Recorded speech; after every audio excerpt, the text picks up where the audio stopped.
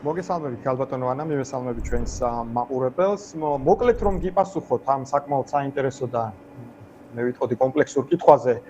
ქართულ ოცნებას უნდა და ბატონ ივანიშვილს უნდა ყოფილი პრემიერ-მინისტრის და ამჟამად ოპოზიციურ ველზე ერთ-ერთი ჩემი აზრით საკმაოდ მსხვილი მოთამაშის პოლიტიკური განეიტრალება. და ამისთვის ხორციელდება ეს ეგრეთ წოდებული მთლიანად პერფორმანსი და ეგრეთ წოდებული, ასე ვთქვათ, ოპერაცია დაგეგმილი სახელმწიფო პროკურატურის მხრიდან. იმიტომ რომ იმდენად აბსურდული თემაა, იმდენად საამაყო თემაა, ანუ აი აბსურდულობა აქედან გამომდინარეობს, ანუ სახელმწიფო ინტერესებიდან გამომდინარე, რომ ედავებიან ადამიანს იმას, თუ რატომ დაიცვა როგორც ნორმალურმა სახელმწიფოებრივად მოაზროვნე ადამიანმა ტერიტორია ოკუპაციისგან. ანუ დიდი ტერიტორიული ერთეული ამავდროულად არ დაგავიწყოთ. მაშინ, როდესაც წარმოიდგინეთ, ათეულობით კილომეტრი, ასეულობით ჰექტარი, ანუ როდესაც ბორდერიზაციის აქტიური პროცესი მიმდინარეობდა 2013 წლიდან ფაქტიურად დღემდე, კაციშვილს ხმა არ ამოუღია იმასთან დაკავშირებით, თუ რატომ ხდებოდა ამ ტერიტორიების აი ესე წყნარად მშვიდად დე-ფაქტოებისთვის და რუსეთის საოკუპაციო ძალებისთვის გადაცემა. ანუ არ შეწინააღმდეგება მათ შორის დიპლომატიურ, ასე ვთქვათ, ფრონტზე და არა მარტო დიპლომატიურ ფრონტზე. ჩორჩანას მაგალითი იყო კლასიკური მაგალითი იმის, როგორ უნდა დაგეცვა სახელმწიფო ინტერესი, ისე რომ არ მომხდარიყო სამხედრო ესკალაცია. ორი ასეთი кейსი ჰქონდა ქართულ ოცნებას არსებობის ისტორიაში.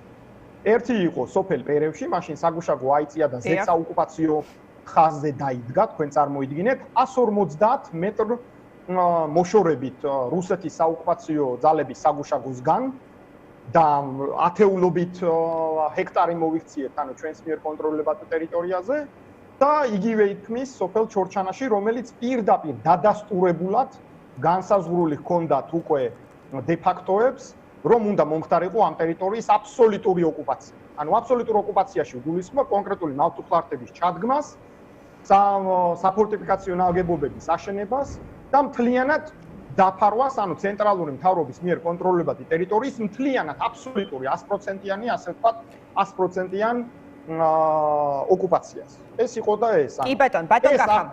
გახარიან და ეხლა ედავებიან, ანუ თუ რატომ გააკეთა ეს. კი ბატონ, აი ბატონ კახა, თქვენ ბრძანეთ, რომ უნდათ გიორგი გახარიას პოლიტიკურად განეიტრალებაო, ხო? აი, რას გულისხმობ, რა უნდა დაჭერა უნდათ გიორგი გახარიასი? აი, თუ კი, მაშინ რატომ? ასე დავსვამდი კითხვას, ანუ აი, რა ტიპის საფრთხეს ხედავს ახლა ბიძინა ივანიშვილი გიორგი გახარიასგან, რაღაცა იმ მასშტაბის რა საფრთხე არის ეს, რომ მზად არის აი ესე რაღაცა საქმე აღძრას და შესაძლოა გახარია ციხეშიც კი გაუშვას.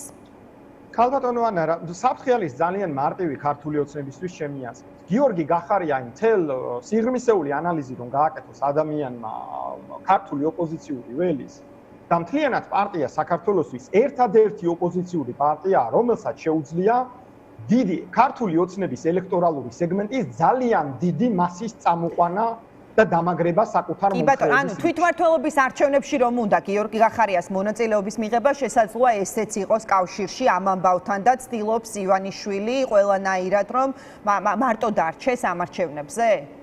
მე ვფიქრობ, რომ თვითმმართველობის არჩევნები კონკრეტულად ამ кейსთან დაკავშირებული არ არის მარტივი არგუმენტიდან გამომდინარე, იმიტომ რომ თვითონ ქართული ოცნება საუბრობდა ამასთან დაკავშირებით, რა ვიცი, 2 წლის უკან.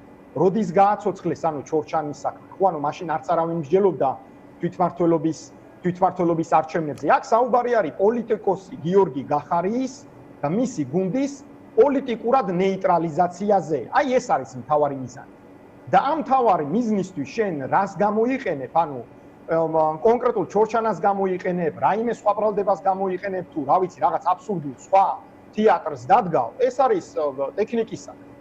ახლა ჩორჩანის თემა იმდენად კომიკურია ამავდროულად მე განსაკუთრებით, ანუ აი სერიოზულად მიჭირს კიდეც თქვენ წარმოიდგინეთ ამ თემაზე საუბარი, იმიტომ რომ სრულიად პლანეტამ, ვისაც რაღაცა ტიპის შეხება ჰქონია საოკუპაციო თემატიკასთან, ქვეყნის შიგნით, ქვეყნის გარეთ, ყველა მიცის ამ საქმის დეტალები. ანუ წარმოიდგინეთ, ესე იგი, უდიდესი ტერიტორიული სეგმენტის დაკარგვის რისკი არსებობდა და კაცმა, ანუ საკუთარი პოლიტიკური გამბედაობით, ვაჟკაცობით, ცოდნით, ერუდიციით და ასე შემდეგ ეს აღკვეთა. და ეხლა ედავებიან რომ რატო გააკეთე ესო? ანუ ედავებიან თან ის ხალხი, რომლებიც ერთი ნაბიჯი არ გადაუდგავთ, ანუ საკუთარი ტერიტორიის მართლაც დაცვის მიწა. ამას ხაზს უსვამ. მე ორივე მთავრობის დროს ნამუშევარი ადამიანი ვარ და ძალიან ობიექტური ადამიანი, მეორისგან განსხვავებით სხვათა შორის. და ამას ხაზს უსვამ. მე არც შინაურს უკარგავ კარგს და არც გარეულს სხვათა შორის. და ამას გახარიაზე იმიტომ ვამბობ, რომ რეალურად ასე იყო. ვერც ერთმა პოლიტიკურმა ლიდერმა ვერ გაბედა საბოლოო ჯამში საკუთარი ტერიტორიის და დე-ფაქტოებისთვის მათ შორის პოლიტიკური გზავნილის გაგზავნა, რომ ბორდერიზაციას აქვს წითელი ხაზები და იმ რაღაცა 1922 წლის აბსურდული იდიოტური რუკის მიხედვით, რომლის მიხედვითაც ისინი აპირებდნენ 27 სხვა ტერიტორიული სეგმენტის წართმევას ცენტრალური მთავრობისთვის. თან ვინ? რუსები კი არა, დე-ფაქტოები თქვენ წარმოიდგინეთ. თან სად? საჩხერეში, ხაშურში, ქარელში, გორში, დუშეთში, თრუსოს ხეობაში 27 ტერიტორიული ერთეული. წარმოიდგინეთ, ჩორჩანა ერთ-ერთი იყო. იმიტომ რომ მანამდე გუგუთიანთ კარში ჰქონდათ გაკეთებული იგი. ანუ გუგუთიანთ კარში რა მოხდა ორი კვირით ადრე, ხო რომ იცოდეთ, აი დეტალები რო გავიხსენებ. გავლებული მავთუხლართები, რომელიც რუსეთის ფედერაციის FSB სამსახურმა რამდენიმე წლის უკან დააფიქსირა როგორც ბორდერიზაციის პროცესის შემადგენელი ნაწილი, ორი კვირით ადრე ჩორჩანამდე, ანუ აგვისტოში დასაწყისში, დე-ფაქტოებმა, რუსებმა კი არა, პირველად პრეცედენტულად დე-ფაქტოებმა აიღეს და არსებული მავთუხლართები ჩვენ სიღრმეში გადმოწიეს. და რატომ გააკეთეს ეს იცი? იმიტომ რომ სწორედაც 1922 წლის რუკის მიხედვით მათ უნდათ აი ამ ხაზის დაჭერა. და ეს არის სწორედაც მთავარი არგუმენტი, რომ რაც გახარიამ ეწოდებულ საპარლამენტო კომისიაზე განაცხადა, რომ უნდა დაგვესწრო და შემდეგ ეს დაადასტურეს თვითონ დე-ფაქტოებმაც.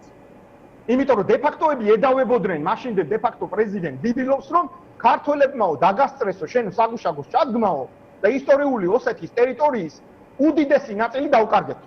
აი რასე უნებოდნენ მაშინ.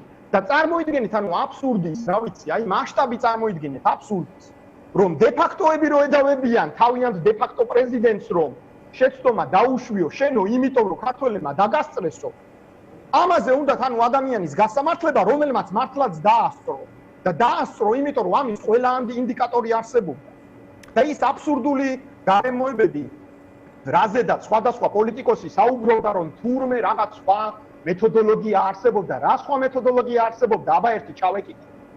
თქვენ გონიათ, რომ საგუშაგოს ჩადგმა, ანუ ვიღაცის გახარიას თავში მოიხარჯა. ხო, ეს მინდოდა მე მეკითხა ბატონ კახა, აი ფაქტ იგივე გომელაურმაც თქვა, რომ მაშინ ის სახელმწიფო უსაფრთხოების სამსახურში იყო, ხო, რომ თითქოს რაღაცა გახარიამ თვითნებურად ყველა სახელმწიფო ინსტიტუციასთან შეუთანხმებლად მიიღო აღნიშნული გადაწყვეტილება და შექმნა ომის საფრთხე, ეს გაიმეორა გამოკითხვიდან გამოსულმა ვახტანგ გომელაურმაც, ხო, აი ამ ნაწილში რისი თქმა შეგიძლიათ, გახარიამ კითხვა კომისიაზე, რომ ყველაფერი იცოდა მაგრამ უფრო მეტი კონკრეტიკა თუ შეგიძლიათ შემოიტანოთ ამ საკითხში. ანუ ვინ იყო საქმის კურსი?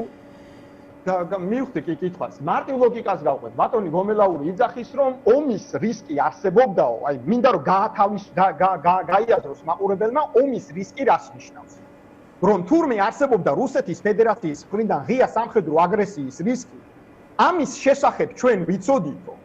ტრაქტორები მუშაობდნენ 9 დღის განმავლობაში თუ სწორად მახსოვს 9 დღის კვირაზე მეტის განმავლობაში და ჩვენო რეალურად ომის საფრთხე არსებობდა ამ ხელა ესკალაციის რისკი არსებობდა თურმე და ტრაქტორებს ხო არ დავესხმებოდით თავსო აი ნუ არ ვიცი ეს ხალხი ანუ მარტინ მსჯელობას სად სწავლობს ან როგორ სწავლობს ან როგორ წარმოუდგენიათ ამ აბსურდის დაჯერება ხალხისთვის რა დონეზე ბრიყვებად მიაჩნიათ უკაცრავად ამ სიტყვაზე ადამიანები თუ ომის საფრთხე არსებობდა, ხო ანუ ტრაქტორი კი არა, ანუ ტანკი რო გადაადგილებულიყო, ის უნდა გაეჩერებინა, ხო ანუ.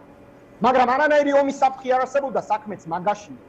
რა ომის საფრთხე არსებობს ყოველთვის, როდესაც ოკუპირებული ხარ. ხო ანუ მაგ თეორიულ დაშვებას თუ გავაკეთებ. ყველგან არსებობს ომის საფრთხე. მოლდოვაში არსებობს, საქართველოში არსებობს და თუ კი სადმე საოკუპაციო ოკუპირებული სეგმენტი არსებობს. სხვადასხვა სახელმწიფო თუ არასახელმწიფო აქტორების მხრიდან ყველგან არსებობს მას. მაგრამ რატო არ მოხდა, რატო არ მარტივი კითხვა ისმის, რატომ არ დაიწყო ომი? თუ არსებობდა ომის საფრთხე, ხო ანუ როგორ მოხდა ანუ იქ საგუშაგოს ჩადგმა მთელი ამდენი ხნის განმავლობაში და ამავდროულად როგორ მოხდა რომ 5-მა თუ 6-მა სახელმწიფო უწყება მიცოდა ამის შესახებ და მაინც და მაინც სახელმწიფო უსაფრთხოების სამსახურის ყოფილი მაღალი თანამდებობების პირი გამოდის და იძახის რომ ჩვენ არ ვიცოდით. აი როგორ წარმოუდგენია? ან არის ირცხვილებათ ამ განცხადების გაკეთება? აი როგორ შეიძლება არ იცოდეს სახელმწიფო უსაფრთხოების სამსახურმა, როცა სხვა სახელმწიფო აპარატში, კაბინეტში 4-მა თუ 5 სხვა სახელმწიფო მინისტრი იყო ამის საქმის კურსში. მათსავე ლოგიკას მიუყვები. თორე ყველაფერი იცოდა, რა თქმა უნდა და გახარია სწორეს იძახს ეხლა. დღეს ამ პროკურატურაში ვინ რას გადათქვავს და ვინ რას იტყვის იმის გამო რომ იმ ერთმა ადამიანმა დაავალა, ანუ ეს სხვა საკითხია, ხო ან? მაგრამ ხალხმა რო იცოდეს. ეს არის ქართული ოცნების არსებობის ისტორიაში ორიდან ერთ-ერთი ყველაზე საამაყო საქმე. ეს იციან ოსებმაც კი თქვენ წარმოიდგინეთ დე-ფაქტოებმა და რუსებმაც კი უცხოელებზე აღარ ვსაუბრო. მათ შორის ევროკავშირის მონიტორინგის მისიაზე, რომელიც ამავდროულად საქმის კურსში იყო ცხადი 1000%-იანი და ყველა დანარჩენმა. იმიტომ რომ მაშინ საქართველოს ფაქტიურად აი სუვერენიტეტზე რო საუბრობენ ხოლმე ორ ფეხზე ვიდგეთ რაღაცა, აი ორ ფეხზე დგომა რას ნიშნავს? ნამდვილი ორ ფეხზე დგომა. როდესაც შენ გამბედაობას იპოვი და სწორედაც გააკეთებ ისეთ საქმეს, როდესაც შენ ტერიტორიულ სეგმენტს არ მისცემ დე-ფაქტოებს, რუსებსაც არა, როგორც საოკუპაციო ძალას, დე-ფაქტოებს, ამას ხას უსვა რუსებს. მან ფეხი არ ქონდა დადგმული. ჩორჩანაში არც 2008-მდე და არც 2008-ის მერე. კი ბატონ კახა. დე-ფაქტოებს გაუჩნდათ 1922 წლის რაღაც ჯადოსნური რუკის ამბიციები კონკრეტული შიდა პოლიტიკური ფაქტორებიდან გამომდინარე. აი რა გააკეთა ახალი. გასაგებია და ბატონ კახა, ბოლო კითხვა მინდა რომ მოვასწრო, რომელიც ეხება თვითმმართველობის არჩევნებს. თქვენ თქვით რომ ეს საკითხიო რაღაც ჩორჩანას თემა შეიძლება არ ვიცი მართლაც შეიძლება საერთოდ არ იყოს ამასთან კავშირში, თუმცა დაშვების დონეზე ყველაფერი დასაშვებია. თქვენ მინდა გკითხოთ, რას ფიქრობთ ზოგადად თვითმმართველობის არჩევნებში მონაწილეობის საკითხთან დაკავშირებით? ამას იმიტომ გეკითხებით, რომ დღეს იყო სოციალური კვლევისა და ანალიზის ინსტიტუტის მიერ ჩატარებული კვლევების პრეზენტაცია, სადაც დაახლოებით 55% გამოკითხული მოქალაქეების თვლის, რომ ოპოზიციურმა პარტიებმა უნდა მიიღონ ამ არჩევნებში მონაწილეობა და თქვენი გუნდიც აქეთკენ იხრება კი არა და მე მგონი უკვე გადაწყვეტილი გაქვთ რომ უნდა მიიღოთ მონაწილეობა. რას იტყვით ამ თემაზე ზოგადად თქვენ?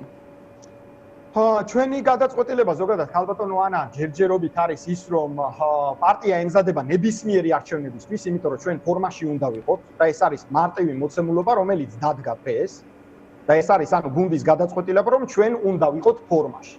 რაც შეეხება ამ კონკრეტულ კვლევას სიღრმისეული ანალიზი რომ არ დაგიმალოთ არ გამიკეთებია, თუმცა ის კონკრეტული მონაცემი რაც ნახე 54%-ის მიმთხრობასთან დაკავშირებით ეს საკმაოდ ისეთი ორაზროვანი მონაცემია თქვენ წარმოიდგინეთ.